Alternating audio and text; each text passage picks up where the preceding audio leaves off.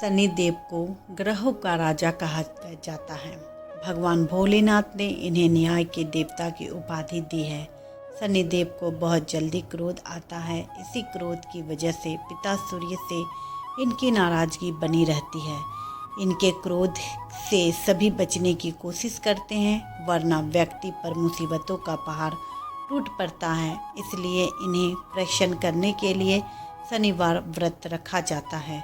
व्यक्ति शनि दोष से बचने और उन्हें शांत रखने के लिए अनेक उपाय करते हैं। शनि कृपा से व्यक्ति को सुख और वैभव की प्राप्ति होती है। जो लोग शनिवार का व्रत करते हैं उनको पूजा के समय शनिवार व्रत कथा का श्रवण करना चाहिए। एक बार सभी 9 ग्रहों सूर्य, चंद्र, मंगल, बुध, बृहस्पति, शुक्र, शनि, राहु और केतु में बहस हो गई, कौन सबसे बड़ा है। आपस में लड़ने के बाद सभी देवराज इंद्र के पास पहुंच गए। इंद्र असमंजस की स्थिति में निर्णय नहीं दे पाए, परंतु उन्होंने सभी ग्रहों को सुझाव दिया कि पृथ्वी पर राजा विक्रमादित्य ही इनका फैसला कर सकते हैं, क्योंकि वो बहुत ही न्यायप्रिय राजा हैं। सभी पृथ्वी पर राजा विक्रमादित्य के पास गए और अपने आने का कारण बताया। राजा उनकी समस्याओं को सुनकर बहुत परेशान हो गए। उनका चिंतित होना लाजमी था, क्योंकि उसको भी किसी से छोटा बताया तो वही गुस्सा कर जाएगा। राजा के काफ़ी सोच विचार के बाद उन्हें एक उपाय सूझा। उन्होंने सुवर्ण, रजत, कश्यप, पीतल, सीसा, रांगा, जस्ता, अब्रक और लोहे से 9 सिंहासन का निर्माण करवाया। उन्हें नियुक्त क्रम में रख दिया गया।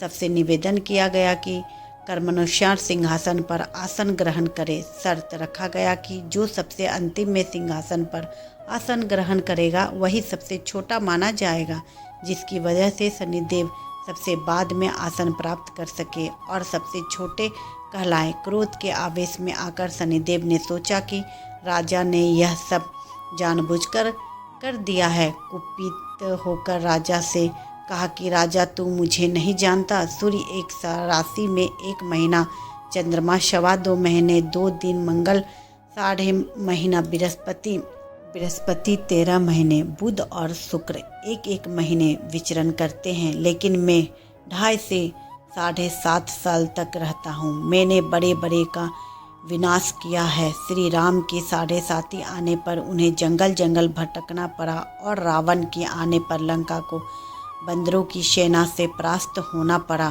क्रोधित शनिदेव ने राजा से कहा कि अब आपको सावधान रहने की जरूरत है। इतना कहकर शनिदेव कुपित अवस्था में वहां से चले गए।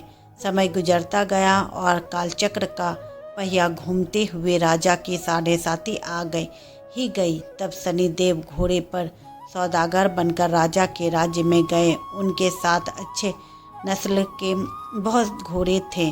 जब राजा को सौदागर के घोड़े का पता चला तो अश्वपाल को अच्छे घोड़े खरीदने के लिए भेजा। अश्वपाल ने कई अच्छे घोड़े खरीदे। इसके अलावा सौदागर ने उपहार स्वरूप एक सर्वोत्तम नस्ल के घोड़े को राजा की सवारी हेतु दिया।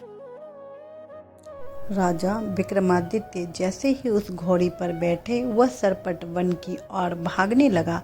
जंगल के अंदर पहुंचकर वह गायब हो गया। भूखा प्यासा की स्थिति में राजा जंगल में भटकते रहे।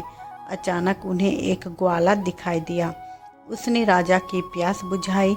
राजा ने प्रसन्नता में उसे अपनी अंगूठी देकर नगर की तरफ चले गए। वहां एक सेठ की दुकान पर पहुंचकर उन्होंने जल पिया और अपना नाम बीका बताया। भाग्यवश उस दिन सेठ की खूब आमदनी हुई। सेठ खुश होकर उन्हें अपने साथ घर लेकर गया। सेठ के घर में खूंटी पर एक हार टंगा था, जिसको खूंटी निकल रही थी। कुछ ही देर में हार पूरी तरह से गायब हो गई। सेठ वापस आया तो हार गायब था।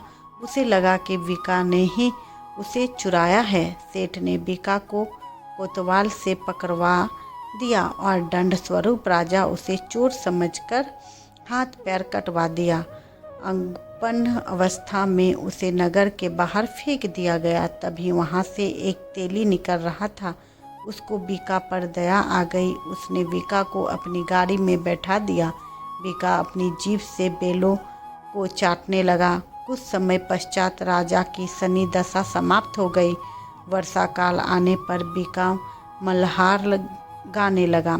एक नगर की राजकुमारी मनभावनी ने मल्हार सुनकर मन ही मन प्रण कर लिया कि जो भी इस राग को गा रहा है वह उसी से ही विवाह करेगी।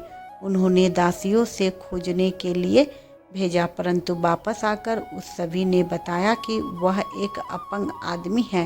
राजकुमारी यह जानकर भी नहीं मानी और अगले दिन ही वह अनशन पर बैठ गई। जब लाख समझाने पर राजकुमारी नहीं मानी, तब राजा ने उस तेली को बुलवाया भेजा और बीका से विवाह की तैयारी करने के लिए कहा गया। बीका से राजकुमारी की विवाह हो गया। एक दिन बीका ने स्वप्न में शनिदेव से आकर कहा कि देखा राजन, तुमने मुझे छोटा बताकर कितना दुख झेला है।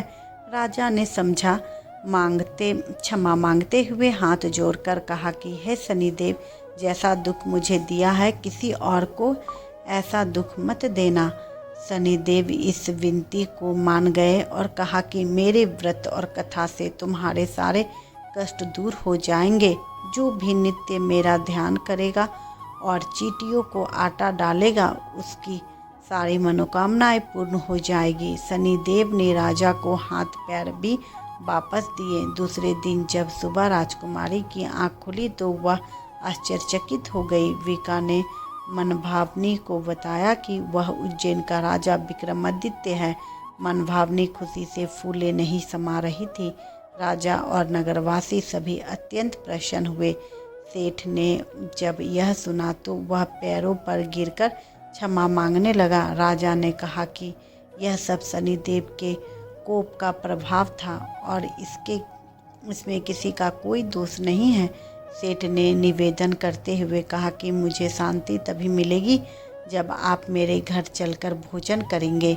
सेठ ने कई प्रकार के व्यंजनों से राजा का सत्कार किया। जब राजा भोजन पर रहे थे तभी वे खूंटी हार निकल गई थी, वहीं अब उसे उगल रही थी। सेठ ने अनेक मोहरे देकर राजा का धन्यवाद किया और अपनी कन्या श्री कंवरी से पाणिग्रहण का निवेदन किया।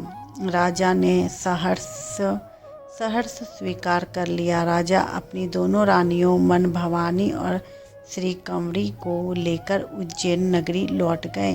सारे नगर में दीपमाला और खुशी मनाई। राजा ने घोषणा करते हुए कहा कि मैंने शनिदेव को सबसे छोटा बताया था, लेकिन असल में वही सर्वोपरि है। तब से सारे राज्य में शनिदेव की पूजा और कथा नियमित होने लगी। सारी प्रजा के बीच खुशी और आनंद का वातावरण बन गया। शनिदेव के व्रत की कथा को जो भी सुनता या पढ़ता है उसके सारे दुख दूर हो जाते हैं। धन्यवाद।